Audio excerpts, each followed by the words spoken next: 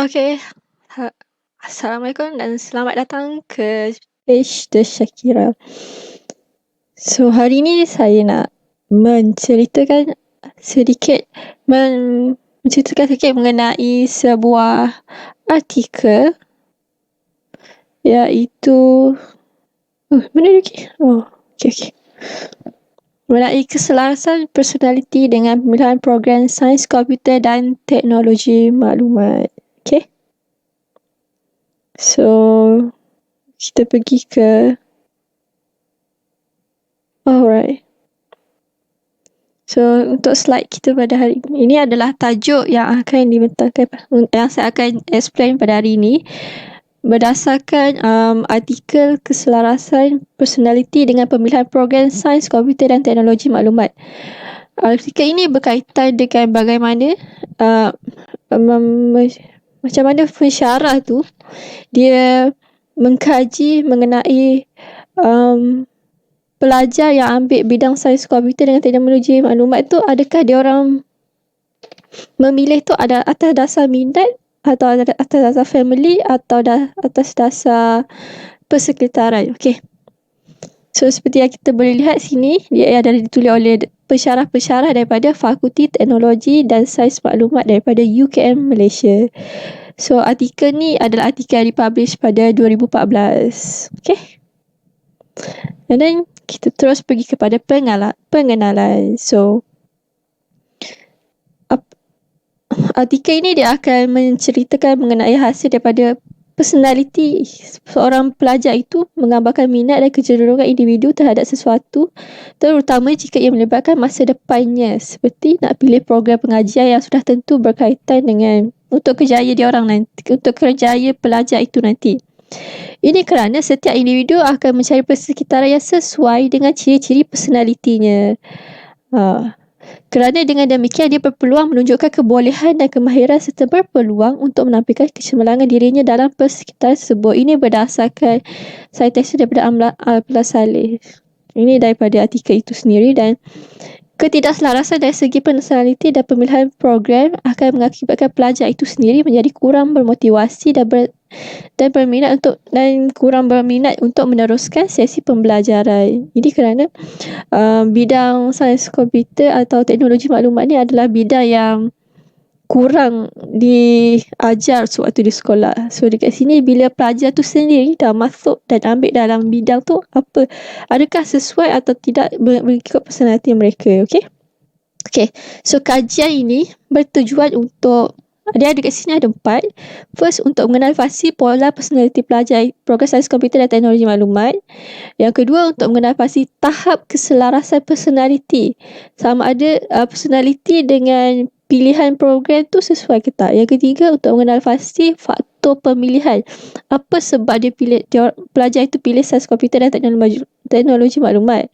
Dan yang keempat, untuk mengenal pasti sama ada terdapat hubungan di antara faktor pemilihan program sains komputer dan teknologi maklumat dengan darjah keselarasan personaliti pelajar. Nak tengok ada tak hubungan antara faktor pemilihan dan juga dia pilih program tu kenapa. Okay.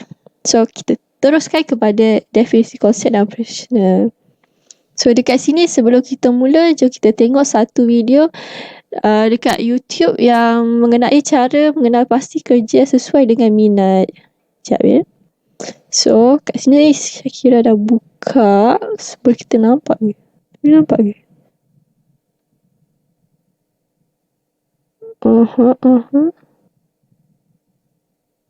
No.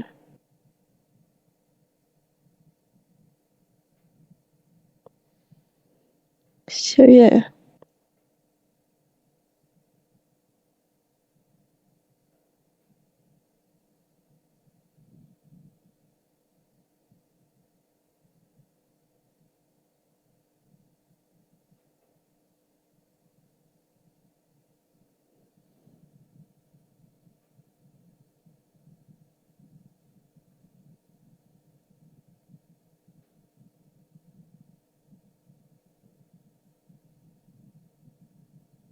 Sesuai dengan minat kita. Pertama sekali, guys, anda minat apa? Aku minat tidur.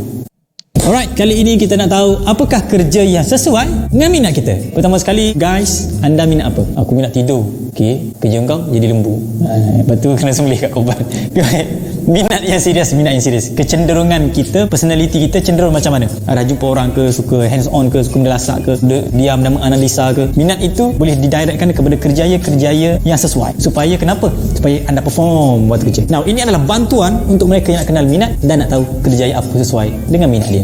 Kita ada tools, we call it SDS, Holland Code. Metod ini adalah metod saintifik yang diasaskan oleh John Holland. Idea ni timbul dan kajian-kajian ni mula berjalan pada 1956, kemudian ditambah baik 60-an, 70-an, 80-an, 90-an. Dia keluarkan banyak lagi jurnal dan improve sampailah sekarang kita panggilkan dia sebagai SDS, Self-Directed Search. Dan dia telah dialih bahasa oleh Profesor Siddiq Noh. Holland Code ini dia membahagikan minat dan personality ini kepada 6 kategori, hexagon. Dan 6 kategori ada kerja-kerja yang sesuai. Bila anda pergi internet cari Holland Code ini, dia akan jawab satu soalan, habis sekali dia akan bagi jawapan 3 huruf, RIASEC, yang mana huruf anda. Huruf anda itu akan membuktikan minat anda macam ni, career sesuai macam ni, suggested career, anda boleh explore. Now, yang anda akan terhasil ataupun apa result terhasil adalah huruf RIASEC, iaitu R adalah realistic, orang yang suka hands on experience, hand eye coordination dia bagus, tukang masak, barber, engineer. Orang realistic ni suka benda yang lasak, suka repair something, itu R, realistic. Yang kedua adalah I, investigative, orang yang mengkaji, mencari, suka explore, research, scientific, akademik, sebagainya. Kalau dia tengok sesuatu tu, contoh hang tengok cerita Marvel, hang suka cerita Marvel, hang pergi study pasal Marvel ni apa, siapa pun asas Marvel. Artistik, orang yang kreatif, hang boleh nyanyi, hang mengarang lagu, hang jenis jiwang puitis, bagi pick up line power punya contoh. Kalau hang boleh bersajak puisi dan melukis sebagainya, itu kategori artistik. Yang keempat adalah S adalah social, hang kena jumpa orang, hang suka jumpa orang, tak jumpa orang hang akan buih mulut. Anda kena berurusan dengan orang, kaunselor, cikgu, coach, pendakwah. Kemudian adalah E, enterprising, you are naturally born a leader, anda memang bersemangat, anda boleh convince orang, anda boleh negotiate dan influence orang, usually businessman, bos-bos, broker, MLM yang berjaya. C yang terakhir adalah conventional. Conventional adalah orang yang suka data, analisa, dia boleh duduk menghadap jadi actuaries ke, mathematician ke, accountant, orang yang teliti, very observant, tengok, jumpa kesalahan, boleh analisa. Selesai? Itu adalah RIASEC. Anda boleh jawab, anda akan jumpa minat anda. Kalau anda adalah pelajar tingkatan 3, 4, 5, anda suka benda ni, anda buat, pergi jumpa balik kaunselor. Tujuan dia adalah supaya anda boleh degree yang sesuai untuk dapat kerja sesuai nanti. Kalau anda dah mahasiswa, dah masuk bang, dah buat apa, tak minta anda tukar kos, tapi kalau masa di peringkat foundation boleh tukar. Kalau first year, anda pergi jumpalah kaunselor. Jumpa kaunselor bukan bermakna anda budak bermasalah, itu zaman dulu kot. Sekarang jumpa kaunselor sebab anda nak explore anda punya masa depan, sebab anda nak kenal personality anda macam mana. Orang kaunselor ni bagus jumpa mereka untuk bantu kita benda-benda bersifat personality macam ni. Mahasiswa, explore balik, anda boleh nanti kerja, pilih bidang kerja kena dengan personality kita, kena dengan minat. Contoh, aku dah belajar engineering dan tiba-tiba aku dah S, so jadilah engineer yang kena deal dengan orang, sales engineer, boleh convince orang, kena work in team, bukan kerja hadap buat design seorang-seorang. Kalau anda A, boleh jadi design engineer, buat AutoCAD. Anda boleh pilih kerja, tengok job scope dia sesuai tak dengan aku, kena tak dengan minat aku. Tak adalah nak sesuai 100%, tapi at least bila anda buat Holland Code nanti kena match satu ataupun dua, yang first letter ataupun second letter. Kalau anda sudah bekerja, anda tengok video ni, carilah kawan-kawan counselling ke kaunselor, dapatkan bantuan dan anda boleh explore. Mungkin anda kena buat kerja-kerja yang di luar waktu pejabat untuk penuhkan minat anda, untuk satisfy, dia akan jadi satu hobi. Kalau menderita sangat kerja, mungkin you can consider untuk tukar jabatan, tukar kerja, tukar job scope dan sebagainya. If seriously lah, but my suggestion, jangan tukar apa-apa lagi, just explore further. Selamat meneroka.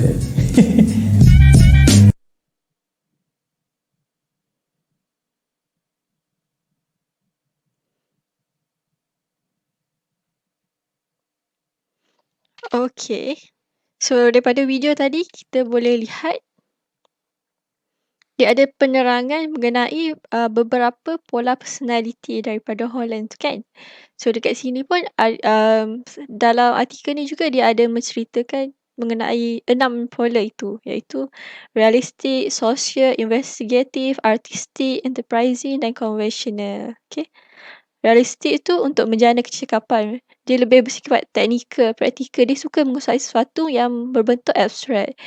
Kalau sosial ni, dia suka aktiviti yang bercakap dengan orang, kemasyarakatan, hubungan interpersonal dan suka berkomunikasi. Kalau investigatif, macam dia cakap tadi, dia suka investigate, analitik, kritikal, logik, cenderung mencari penyelesaian suatu masalah secara saintifik. So, artistik ni dia macam seni, kreatif, dalam melukis, nyanyi, muzik, penulisan semua. Dan enterprising, memimpin, memujuk dan mengarah serta suka memanipulasi individu lain untuk tujuan dan kepentingan tertentu. Conventional tadi, untuk melakukan aktiviti yang melibatkan pengurusan fail, proses data, susun laporan dan berkemampuan membuat kerja secara berstruktur. Itu adalah itu adalah 6 pola personality yang diterangkan tadi macam dalam video tadi kan. Okay. And then menurut Holland, okay, jenis personality yang paling dekat dengan jenis personality yang utama adalah lebih konsisten. So dekat sini dia cakap 3 pola personality, 3 huruf saja yang paling dekat itu yang akan menggambarkan personality seseorang tu macam mana.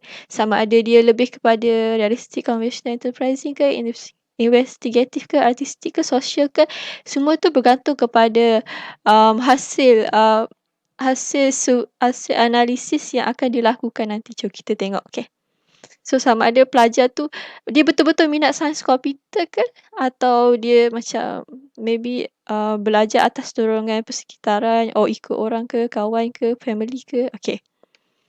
Okay, and then untuk kaji pasal darjah keselarasan, maksudnya selaras tak personality. Darjah keselarasan antara jenis personality dan kesetaraan kerja adalah penting bagi menentukan motivasi, kepuasan kerja dan produktiviti individu. So dia kena selaras lah personality dengan persekitaran kerja tu supaya pelajar tu sendiri nanti bila dia bekerja dia berminat nak buat kerja, dia tak rasa bosan, dia tak rasa terbeban. Okay. Dalam konteks kajian ini dia merujuk kepada keselarasan jenis personality dengan jenis persekitaran program yang dipilih. Maksudnya personality pelajar tu dan juga dia punya program yang dia dah dapat tu, dia nak sambung tu. Dia rasa selaras, dia rasa sesuai tak? Macam tu lah. Dan yang ketiga, faktor pemilihan program. Kenapa pelajar tu pilih program? So dekat sini, menurut Norlia Melawi, dia cakap, dalam artikel tu dia cakap aspek dia minat, dia pilih program tu antaranya sebabkan minat, keluarga, ganjaran dan persekitaran. So 4 benda ni akan dikaji untuk melihat yang mana pelajar tu lebih sekali dia terdorong pada lebih yang mana. So dekat situlah pensyarah-pensyarah ni akan start nak kaji pelajar tu ambil sains komputer sebab apa. Okay. So ada sedikit kata-kata tiada impian yang mustahil dicapai dengan usaha yang sungguh-sungguh. Maksudnya tak kisahlah you dalam bidang yang pelajar tu dah masuk, sama ada dia nak teruskan atau dia rasa tak selesa, selagi dia ada impian dan dia betul-betul nak impian tu, selagi dia berusaha sungguh-sungguh, impian tu untuk tercapai adalah tidak mustahil. Tiada impian yang mustahil dicapai. Maksudnya impian semua macam-macam impian boleh dicapai selagi pelajar tu sanggup untuk bersungguh-sungguh. Okay. And then kita terus kepada metodologi kajian. Macam mana kajian yang dilakukan. Okay, dekat sini dia ada beberapa kajian. Kat sini dia melakukan kajian berbentuk tinjauan deskriptif yang digunakan untuk mengenal pasti bentuk pola personality pelajar tu. Lepas tu nak menentukan tahap keselarasan personality dengan pemilihan program pengajian dan mengenal pasti faktor-faktor yang mendorong pelajar membuat pilihan program. Okay. Dan yang kedua, lokasi dia dekat fakulti tu sendirilah. Fakulti Teknologi dan Sains Maklumat UKM. Kat mana? Dekat Bangi, Selangor. So, sampel kajian pula dia buat kepada pelajar tahun 1 yang baru mula-mula, baru masuk lah untuk tahun 2012-2013. Dekat sini ada 4 degree, iaitu ijazah sarjana muda sains komputer yang program sains komputer dan ijazah sains muda program pengurusan sistem. Untuk sains komputer dalam bidang sains komputer TK, lagi satu TS pengurusan sistem. So yang kedua untuk pelajar ijazah sarjana muda teknologi maklumat, dalam ni program computer industry dengan pengajian multimedia. So dekat sini ada 4 bidang, iaitu sains 4 bidang, iaitu 2 sains komputer, 2 teknologi maklumat. Dekat sini pensyarah tu nak tahu minat pelajar tu kenapa dia ambil program ni. Okay. So instrumen kajian dia mudah je, secara soal sidik secara atas talian dalam kajian ni.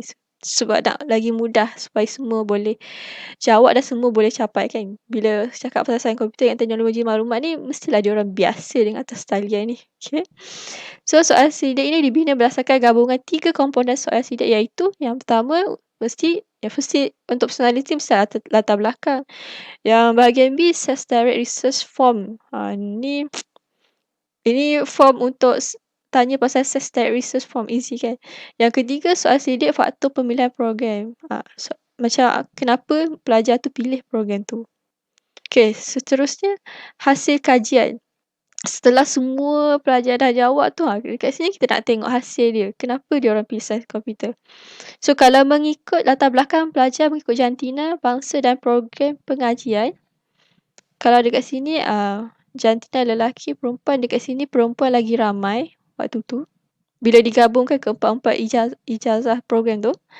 And then kalau kat sini bangsa Melayu, yes. Kalau Malaysia mestilah Melayu lagi ramai, right?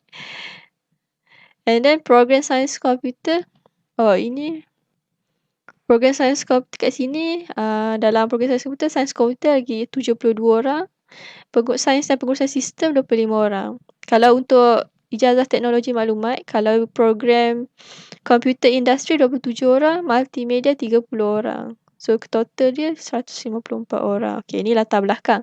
So hasil yang kedua, minimum score pola personality pelajar mengikut pengkhususan program. So ini kalau ini mengikut 6 elemen pola personality itu tadi.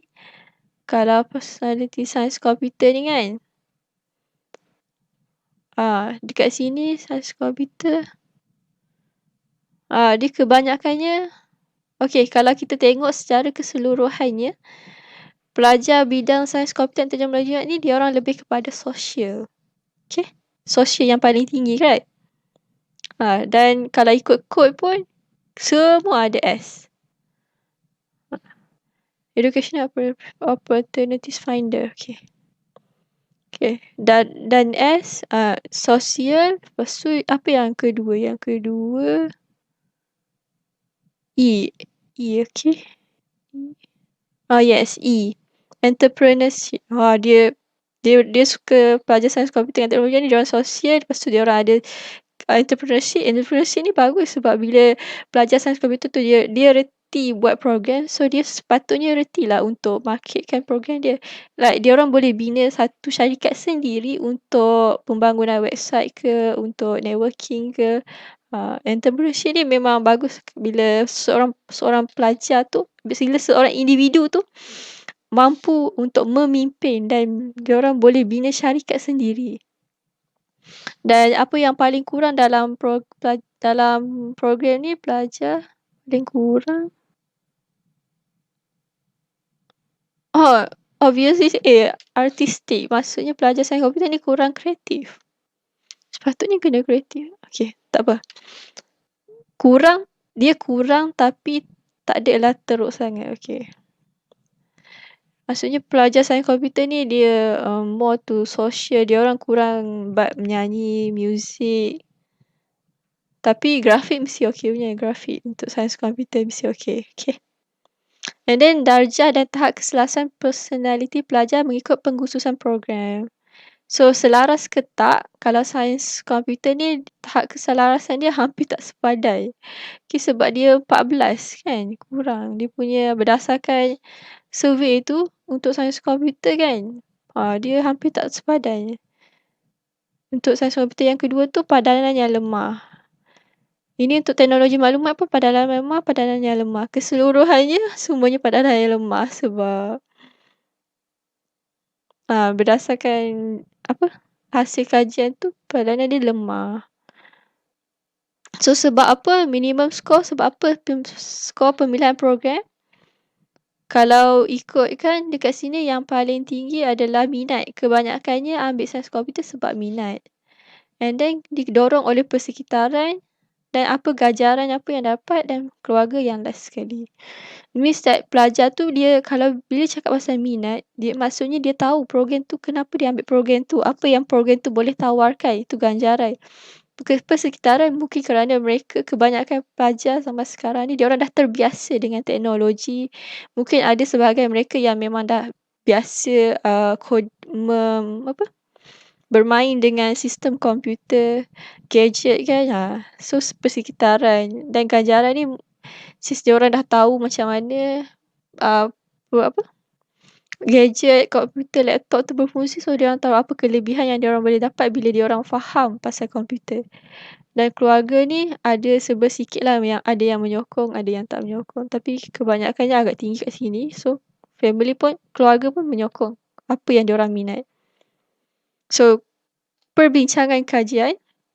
So, kita nak, dalam artikel tu dia kata hasil daripada kajian ini menunjukkan bahawa coach personality pelajar mengikut program untuk sains komputer yang first tu as social, I ni tadi apa? Intrinsic dan entrepreneurship. Okay. And then sains komputer yang kedua SKE. Social juga. K. Conventional. E. Entrepreneurship. Okay. Social entrepreneurship. Okay. So untuk teknologi maklumat TR dengan TH tu, diorang mempunyai personality yang sama iaitu S. Social juga yang banyak. SKI. Okay. Ini menjadikan keseluruhan pola personality pelajar mempunyai 3 kod SKI yang dominan iaitu social, conventional dan investigative. Okay, keseluruhan pelajar lebih kepada social, conventional and investigative.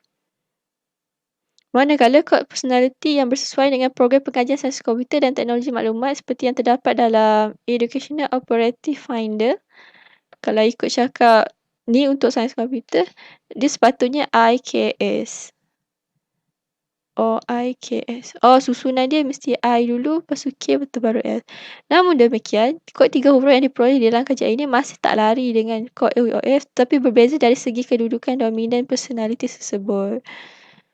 IKS ni maksudnya, kalau kita naik atas balik kan, IKS.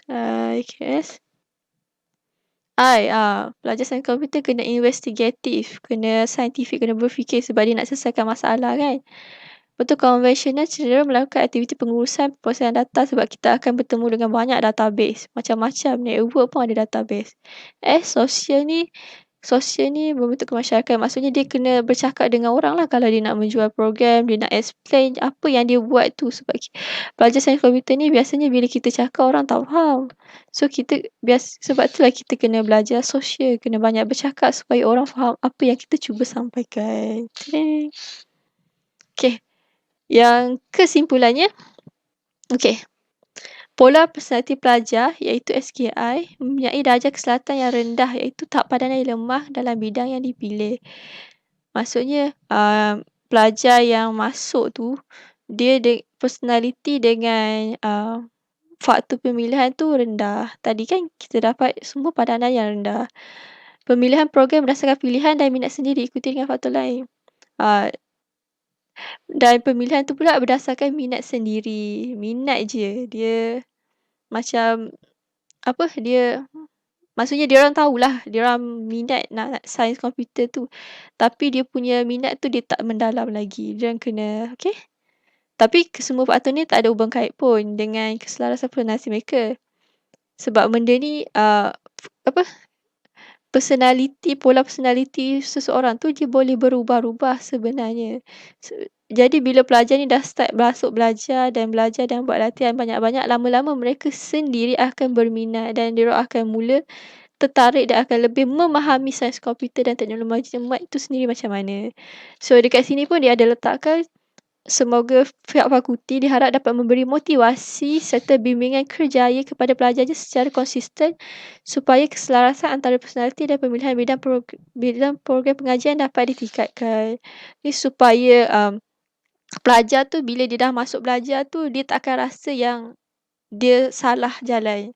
Sebabnya sains komputer ni benda yang baru dan benda yang boleh menjadi bidang keusahawanan. Maksudnya pelajar tu dia boleh mencipta kerjaya sendiri. Like dia boleh menjadi freelancer atau mungkin buka syarikat sendiri melalui ilmu coding, ilmu membangunkan laman web, graphic design, semua tu boleh membantu pelajar tu untuk membina kerjaya sendiri instead daripada diorang menunggu kerja datang, diorang sendiri boleh bina kerjaya tu. Okay.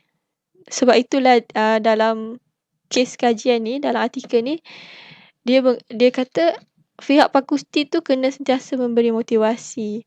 kiranya membantu pelajar tu lah daripada diorang rasa macam salah jalan ke, rasa salah tempat ke. Okay. So, itu saja daripada saya. Semoga apa yang saya terangkan tu ada manfaat dan mudah difahami. So, dekat bawah tu ada footer. The Shakira, kalau boleh tolong subscribe, like dan follow. Ada page The Shakira, boleh tolong like. Ada Instagram The Shakira _2. Boleh tolong follow Instagram, tolong subscribe, dan yang last tu adalah Google site The Shakira. Okay. Okay. Sekian, terima kasih. Okay.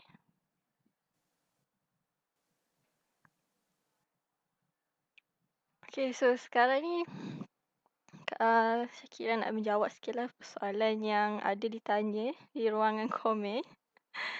Okay, apa pun selamat pagi Akil, selamat pagi kepada semua. Dan apa yang diceritakan hari ni untuk menceritakanlah macam mana pelajar tu memilih program sains komputer dengan teknologi maklumat berdasarkan artikel yang telah saya kaji dan baca. Dan daripada hasil kajiannya, kebanyakan pelajar yang tahun pertama ni walaupun daripada minat, diorang masih tak cukup kuat minat yang tidak mendalam, tapi kita daripada artikel tu sendiri, diorang nak menggalakkan pihak fakulti tu sendiri untuk menggalakkan pelajar mengenai bagi tahu pelajar apa hubung kaitnya. Macam mana pelajar tu nak cari kerjaya diorang masa depan dalam bidang sains komputer tu sendirilah. Tapi apa pun, bidang sains komputer ni sebenarnya bidang yang sangat luas, lebar dan banyak bidang kerjaya. Selagi pelajar tu rajin nak meneroka dalam internet itu sendiri. Okay. Dan untuk menjawab persoalan, ada belajar statistik tak dalam sains komputer? Kalau ikut yang ijazah saya dulu, statistik tu ada belajar untuk tahun pertama, awal-awal SEM dulu. Dia macam sebagai basic je. Subjek yang basic saja. Sekadar kita tahu yang dalam programming ni dia ada juga pengiraan untuk algoritma, untuk nak buat pengiraan tu semua dia ada menggunakan matematik, dan kadang-kadang ada menggunakan formula-formula mengikut projek tu macam mana, apa fungsi dia. Okay. Anyway, apa pun, terima kasih kerana menonton. Terima kasih kerana sudi mendengar. Jangan lupa like, comment and subscribe. Okay. Terima kasih. Assalamualaikum.